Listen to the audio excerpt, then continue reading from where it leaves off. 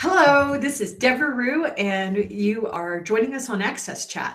Neil Milliken is taking the day off because he's celebrating his parents' wedding anniversary. He sent us some really lovely pictures. Of course, my cohort in crime, Antonio, is here with us. And today, Antonio actually invited Mirko Ross with Digital Works, who's joining us from Stuttgart, Germany. And we're really excited to welcome you to the show today, Mirko. Yeah, hi. Thanks for inviting me. Yes. Tell us more about who you are in your company. Okay, Digital Works is located in Stuttgart, as you said it, and we are mainly an IoT solution provider. So we're working for example, industry companies, just bringing them into IoT. And we are also working in the field of healthcare and healthcare providers, just to provide new solutions for them. And actually, we are engaged on two larger research projects. One is a European one, and the second one here in Germany with healthcare provider, where we just try to improve the treatment with IoT. And that's, I think, the basic topic we can talk now here. Yes, and when you say IoT, of course, a lot of us know that you're talking about the Internet of Things. And I think that a lot of people got a crash course in IoT when some hackers figured out how to tap into IoTs all over the world, your refrigerators, your toaster ovens, your remotes, and tell them all to call home at the same time, which crashed servers all over the world and freaked a lot of people out and really brought the IoT conversation into a really a broader content. So tell us more about IoT and of course why it's important that we all have access to IoT. It's such a little word for such a huge topic, right? Yes, for sure. I believe it will change everything. So, of course, yeah, we have so many topics regarding the Internet of Things. Like, you know, do we as human individuals, will there be any time we can be disconnected? I think, is there an opt-out of the IoT? I'm not sure. Today we are just growing up in an age where a lot of things are disconnected, but in future we will find out that everything is connected. So is there an opt-out? I'm not sure. Yes, I'm rather aware of privacy issues and security issues and stuff like that. So, and not everything we are watching now on the IoT market is well done. It's in a case like a lot of stuff is just badly implemented, or we have to learn how we can really use that new technology. And a lot of things has just, it was not user-centric design, it's more technology design. Right. So I think there's a lot we can learn as an industry currently from all the fails out there. But, right. But at the end, there's a big perspective, even if you say, what can IoT bring for our lives and where IoT can change our lives in a good manner. And that's what we are working on, especially on our medical projects, where we are talking about mental health. How can we improve the situation of people who are suffering from mental health diseases? We see that IoT can bring in really new advantages, and not only disadvantages. Right, and I know that IoT can do things. It's interesting to me, and I need to let Antonio talk too, but the IoT, really understanding where the IoT, how you wrap your hands around it, because there's so many things that are, involved with that. It's the AI is part of it. I mean, it's everything. It's design. Because we're talking about the Internet of Things. And so there are many, many millions and millions of things. So how do you as an industry even get your hands around what you mean by IoT? And I hope that's not a stupid question, but I just think it's such a big topic. And of course, it's all about IoT and humanity, right? in now is a completely new area. So, you know, in the area in the past, we got not so many data, especially if we talk about this kind of mental health issues. I mean, we got, for example, patient records, but this kind of patient records were daily based or weekly based, or just records with the therapists, which are once a month. So there was no current real-time information about the state of a patient. And if we take now the IoT example, what we can really measure is the real-time state of a patient, which is a completely different situation now. Because it allows to treat people when they need treatment. Right. Yes, and that's a difference. And if we step much more into let's say our vision. And our vision is that with the IoT, we are getting an empathic environment. It's everything could be an interface for emotions. Oh, that's a good one. And so it could break down the barriers of language. It could break down communications barriers. I have a lot of friends that they don't communicate in traditional ways. Maybe they use sign language, or maybe they don't talk, but they use assistive technology. And often their medical experiences are, you know, really a lot, you know, there's a lot of problems associated with it. A lot of misinformation, misdiagnosis, misunderstandings.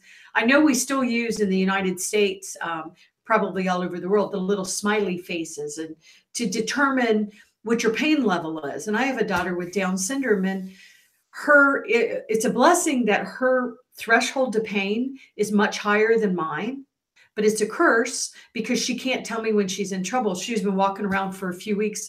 I thought with allergies, turns out she's got walking pneumonia because she couldn't really tell me that, and I know her very well. So I would think the kind of work that you're doing with the IoT and the patients, it could help some of those problems too. And also, I know, Antonio, you want to make a comment, but I'll hand it over to you, Mirko, if you want to comment on that, and I'll turn it over to Antonio. Yes, I will give you just a simple situation. For example, if we're in a therapy situation and you have your patient who is suffering from fear attacks. Okay. So, of course, there are some physical signals of getting in fear, like your heartbeat and stuff like that, or your pulse. But if you talk with a therapist, even you have just a visual feedback, and the therapist needs to read you. And somehow, maybe by asking you the wrong questions, he will bring you in a fear situation. So the therapist needs, in that kind of moment, the therapist needs a feedback that the question he is asking his patient brings him into fear. And it's much better to measure that with our possibilities with IoT than being related just on the feedback of the patient, because maybe the patient is not able to give the right feedbacks. And that's situations where we think that technology gives really added values in that kind for the therapists. So they can just do a much better therapy situation for the patients. And it's not meant to substitute the therapist by artificial intelligence and stuff like that. Right. It's enhancing the experience. Yeah. It's giving the therapist more data so they can be more effective at treating the patient, which Exactly. sounds like a win-win. Antonio, I know you had a comment. Yes. No. Considering that we're talking about looking to points of data that are going to be generated by people with mental health, by people with disabilities. I'm curious to know, when you are doing this type of studies and research, what type of safeguards are you putting in place to make sure that the teams and the data is being used properly? And at the same time, what are you learning from using that data, and that force you to reflect, well, I need to consider this in order to make sure that we do a good job and we are able to improve the trust between the patients and, in case, the doctors that are working with them, and the whole team as well. Yeah. First of all, for that kind of projects, I'm rather lucky that we are situated in Germany, because even Germany has one of the highest privacy standards in the world. So we have to fulfill a lot of legacy stuff when we are dealing with patient data. And one rule, for example, is what we are using as data backends. This kind of data backends are designed from a patient-centric level. So the patients are owning the data. So we're storing it at a special medical cloud, but the patients are owning this cloud account for the cloud storage, and they decide who can access to the data. So even the patient have to give their opt-in for a doctor, for example, that he can access certain parts of the data. So this is a rather patient.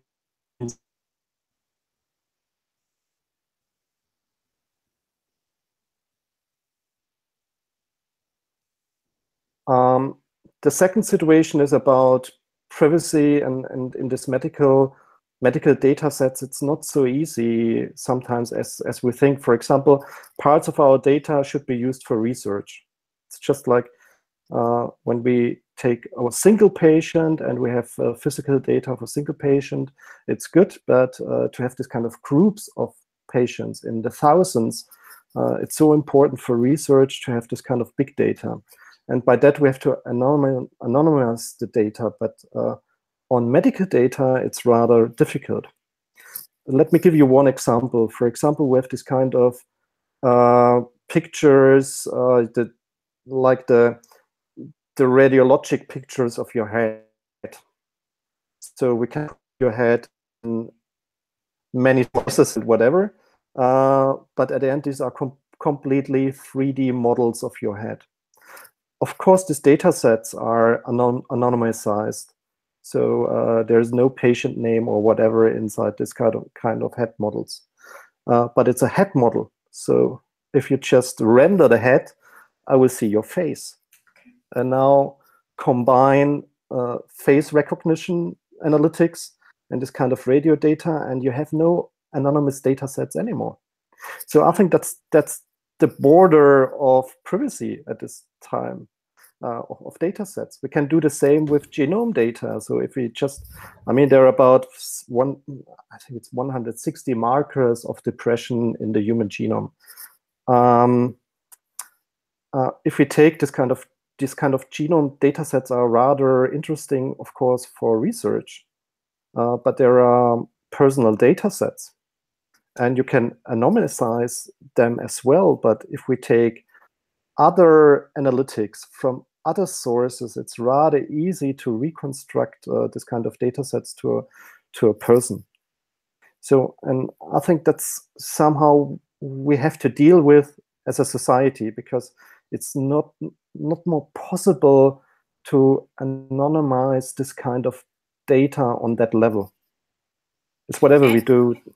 And I think that's such a good point too, because and I am all for privacy and security, but I sometimes think it's interesting how we talk about privacy and security as individuals, because I know that I live in the United States, and I won't name the company, but there was a very large credit company in the United States that, had about 50% of the United States information was taken. And if you're in the United States, I mean, to think that my information isn't out there, plus I'm very active on social media. Now the face recognition will come and say, somebody tagged a picture and we think it's you. It's really, I love technology, but it's amazing. But I think we also have to decide as society how certainly to use all of this technology to improve humankind. We talk about artificial intelligence and narrow AI and all that stuff, but at the same time, I think maybe the way we used to think we were private has changed. Because and I have friends that'll say, I'm not going to go on social media, Deborah, because, everybody has access to your entire life. And so I think we're all trying to learn how to use all of these technologies that are shifting and changing and moving so fast. And also I am a person that, depression is part of my life, and I hate it. I hate how I feel when I get depressed. I use all kind of things to try to not get in that dark place, but it's something that is just part of my DNA. And I find exercise helps me, eating right, staying positive, blah, blah, blah, all the things we do. But I think technology it can help improve all of our lives. But there's so many steps and obstacles and confusion along the way that I think it's really important in the work that you're doing, and that you're also doing the research. Now, I have to ask, because you keep making me think of this as you're talking, but so are you part of the Pink Socks tribe?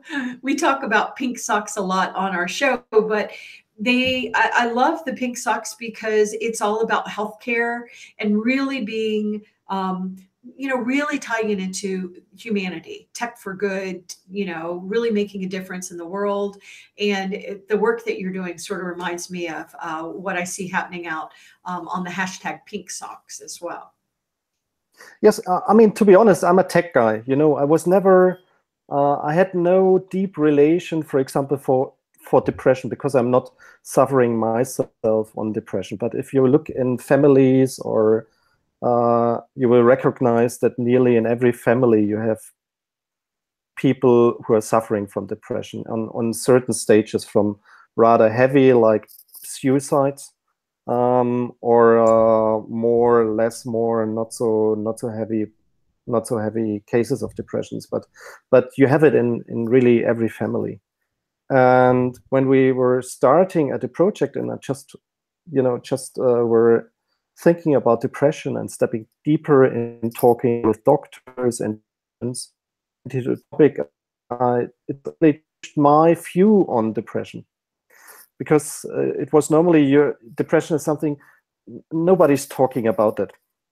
It's like it's an embarrassment. There's stigmas associated with talking about it. Stigma. Yeah, exactly. You're broken, and even when you use the word suffering, sometimes when we talk about, I hear some people talking about people with disabilities, and they'll say they're suffering from a disability, and that's not good language. But the reality is, and this is just my viewpoint, sometimes I suffer with depression. It really, really makes me suffer, and it impacts my family and my friends, and I do my best to manage it. But I would choose not to have depression if I was given the choice, but it's maybe more innovative and creative too. Yes, I mean, it's like, for my opinion, it's really people are suffering from depression. What we, yes. and even family members are suffering from this depression. So, and this has changed a lot, because I was now more talking even with medical people about what does it mean as as a mental illness, as a disease, what's behind, and we have learned a lot of it is if you look into the brain, that there is let's say it's simple, there are chemical problems inside your brain, and on the other side we see that just trying to fix it with pills is not the best situation, because it's about you can do a lot, like for example, on some kinds of depression, you know that some areas of the brain have misfunctions, and other areas of the brains are trying to do a compensation of this kind of misfunctions. And what we have learned is that by training, like doing a training with the patients, they can retrain the healthy area of their brains to take this kind of functions. And so the chemical answer is not, it's not the only solution. It's something you need. You may need it, because somehow only with on some cases, only with chemicals, the people are getting back the ability to train. But then they need to train, and that's where we can use this kind of technologies, because we are creating, for example, this kind of feedback and training situations. So one problem on depression is, for example, that people are just thinking. They're just trapped in this kind of thinking, and but it makes no sense. I know that one. Because you're just, and the only situation to get out is that you get you need a trigger from outside, which will helps you to break this kind of bad The cycle. thoughts, the cycle. And that's what Yeah. we can do, for example, by using the Internet of Things. We know That's when, so cool. it sounds a little bit scary maybe, but we know when you are thinking. It's like we know when you're in this kind of bad cycle of thinking, and we can send you the right triggers. But that's so amazing, because we have recently had some very high-profile suicides in the United States, and it's really sad. Some of these people, often people that are suffering with depression, they're very creative and innovative people, and it's, you know, I've taught myself all kind of tips and tools over the years. Sometimes I'm better at others, but anyway, Antonio, let me turn it over to you. I feel like I'm But hogging the microphone. we have, in the south of Portugal, the suicide amongst men is quite high after a certain age, and you know, it's something that is being difficult to find a solution of over the years. People feel isolated. They just, I think there are some social things related with that, but I think sometimes is also the society that we live in, where people after a certain age, sometimes 65, 75, when they retire, they are just supposed to exist and do nothing there. They just play cards. They just, you know, it's almost like society doesn't have anything for them to do. So right, they're invisible. They become invisible. they become invisible. So, but what I wanted to ask. So this is my daughter Beatrice, who always comes in when she spots that I'm talking with someone. So she wants to hear everyone. Okay, so there she is. No, she's not going to say anything, are you? We love when she joins us on AXSchat. So, but what I was going to ask is, you have been talking about the project you are working, but is there any, when you're talking about IoT, I mean, you are also talking about other technologies, I presume VR and AI. So can you tell us about the intersection of these technologies within the work that you are doing in relation to mental health? I mean, we are not, for example, we are not involved in virtual reality projects, but there are a lot out in mental health as well who are working on virtual reality. For example, where they use virtual realities on training situations. And if we take one example is also this kind of training of managing fears, where virtual reality is rather brilliant, or even augmented reality. For example, if you have a fear on spiders, you can use virtual reality for exposition training. And this really works. So people are learning that spiders are not dangerous by using VR headsets or using augmented reality. And like all the research has shown that this is rather, this could be rather used successful. I'm thinking a little bit more in future. Like if you, for example, you took the situation of elderly people. Okay, let's not thinking about 50, but let's think about we are all 80 and we are sitting alone at our home. And the only highlight of our life is when Meals on Wheels is at 11 o'clock. So they ring the bell, they will bring us the meal, and this is the whole highlight of our daily life. But what if our smart home environment is empathic? If it can share with us positive, values and situations. Let me bring one example we're really discussing. So it's like, who of us has this kind of robotic hovers? They're just moving around, cleaning the house. So now all this technology is brilliant, and even if I'm a vendor of this, okay, I was focused on cleaning, but at all, this robotic hover could be a fellow. What if this robotic thing is a fellow?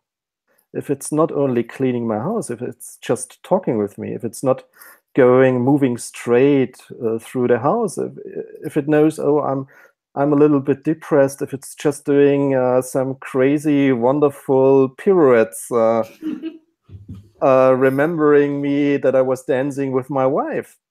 What if this thing is behaving, doing the same like a pet from an emotional level? This would change my life. I will not just wait for meals of wheels. I will spend my life with my Hoover robot. Okay, that's more. Well, but come on, but it's on the same emotional level like with a dog. No, or if that robot would randomly call a family member or a friend, yes, to create an interaction, Exactly, yes. And it will have a beamer and just brings like on Star Wars, it will beam my family member on the wall for a video chat. But the point is not randomly, Antonio, because it knows my emotion. It can, just trigger the right feedback. So it can be trigger a happy feedback or trying to just activate me if it has the feeling that I'm, hanging around or whatever. So that's the thing that's the vision we are working on. No, it's much more. Yeah. But you are also a university lecturer, am I right? Yes. What university are you lecturing? It's the Heilbronn University, and it's on the Department of Mobile Software Development. Yeah.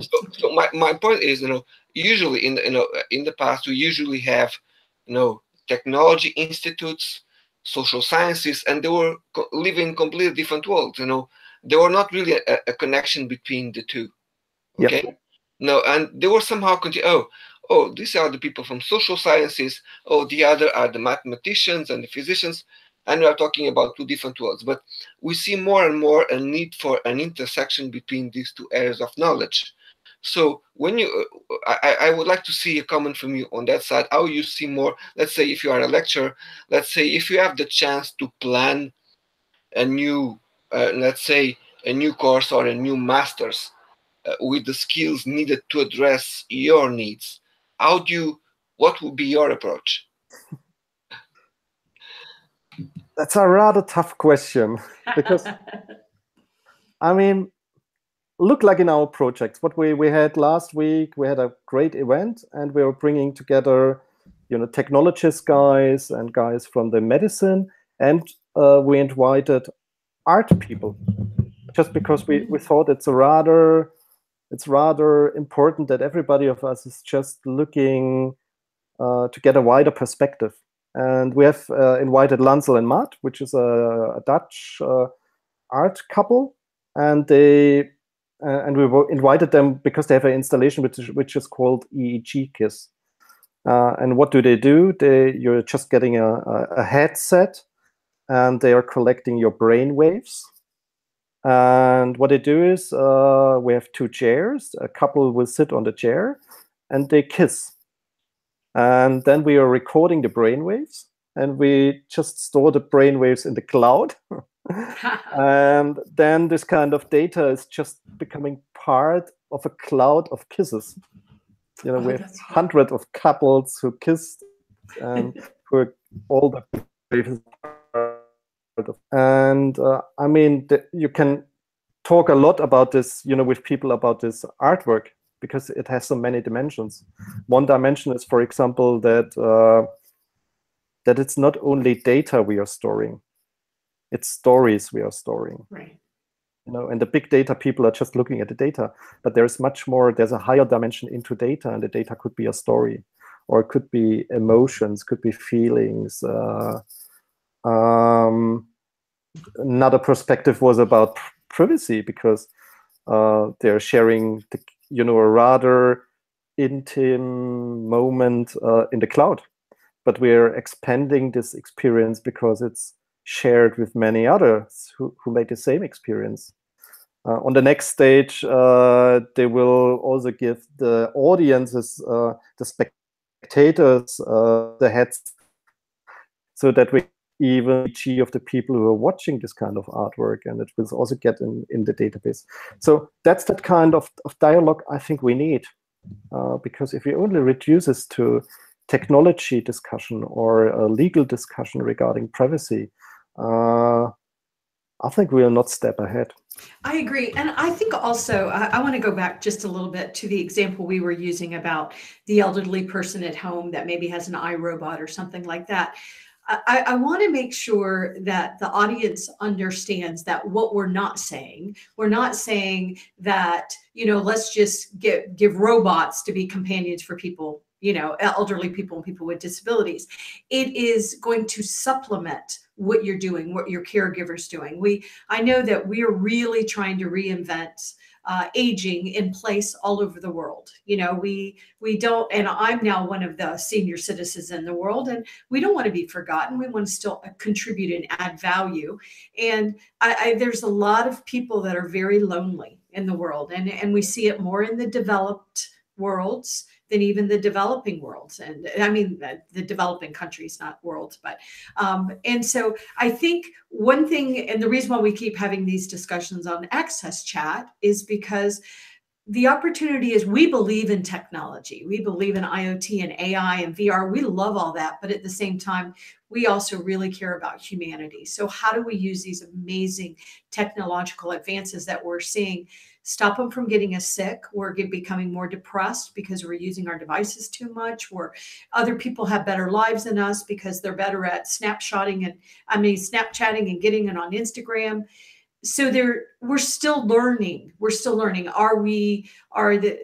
other day I was on television. I was looking at television. I was trying to find something uplifting to watch because that's one way I try to manage my depression. And everything was negative. Everything was, you know, zombies were going to kill me, and everything was so negative. And I thought, that's part of what we need to learn and evolve as human beings too. In that, you know, and that's why I love that you're pulling the art into it. And we had a guest on Ignar who was talking about the last thing the brain, you know, some of the last thing the brain remembers is music.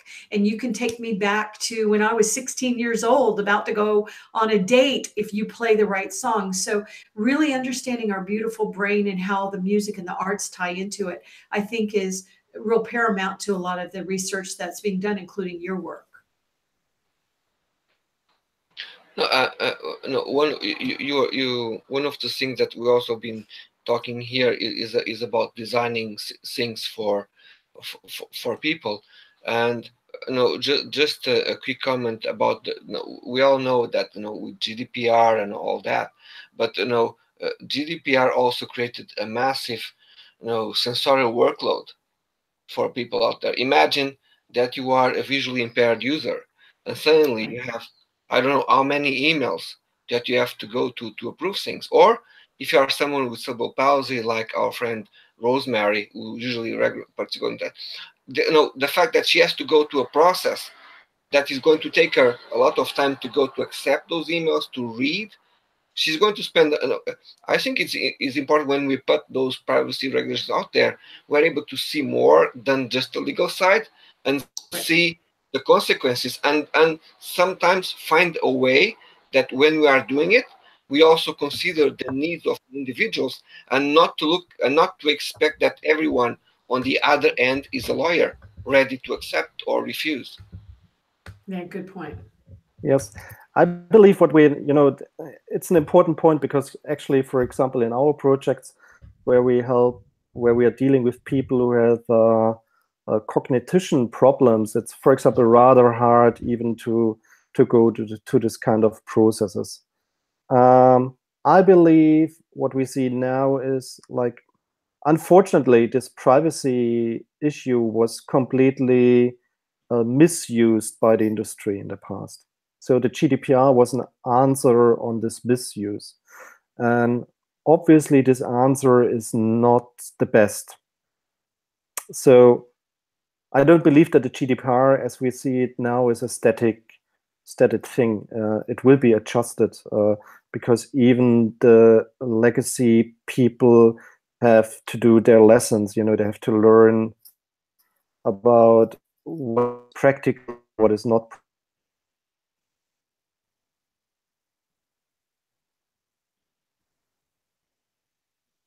Change as well. But it's an answer of what the industry did in the past. So if the industry is not changing its attitudes, I think they are building their own obstacles. It's like they're building their own bugs in the systems. And that's, good point. I think, the lessons they have to learn. It's like what you said in the US with the big insurance fail and the massive loss of data. I mean, it was really, even to me, interesting to see in the US that people are getting privacy on actually aware. You know, just before I had a feeling that even in the US, the people are less privacy aware. But now they're getting now we're aware. Now we get it. Now we get it, since we've got, you know, all of our data's been gone anyway. I could, you know, probably my dog's name when I was a child. I mean, it's just ridiculous. And so I'm just not going to worry about that today. But I know that we're out of time, so we want to do two things before we close. We want to thank Barclays for being so amazing supporter. We love Barclays. We love that they care so much about making sure we're all included, and they're a real best practice. But also, Mirko, we want to make sure that our audience knows how to find you. So can you tell us your social media handle, your URL? How can people find out about your really amazing work? And we really are grateful that you came on today too. Yes, if you just want to follow me, go on Twitter. It's Mirko _Ross. And then you can just follow me on Twitter. I think that's the best. And from there are several relations to the projects we are doing, and you can have a look on it. So thank you very much for for inviting me. I really enjoyed it. And yes, I'm looking forward to your next chat. Yes, and give us your URL for your company. It's www.digital-works.de. And it's WORX for works, yes, right? So digital-works.de. Yeah. Yes. Just want to make sure we can find you easily. So thank you so much. Thank you, Antonio. We missed you, Neil. And we look forward to having the chat with you, Mirko, on Tuesday. Thank you. Thanks.